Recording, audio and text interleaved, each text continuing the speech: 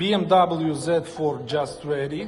Problem of Z4 in these years is flooding its compressor motor.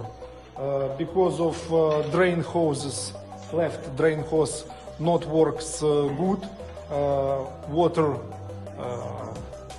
leaks on motor and motor box flooded. The motor start looks like here.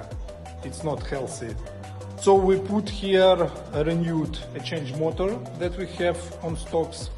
The second, we fix the emergency opening system.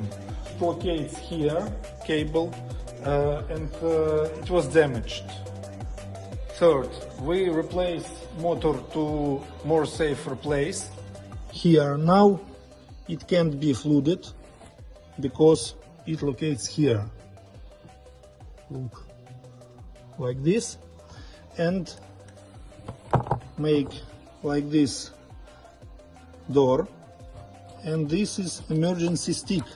It looks like this now and works. You put this stick here and you push the valve, and so you unblock all the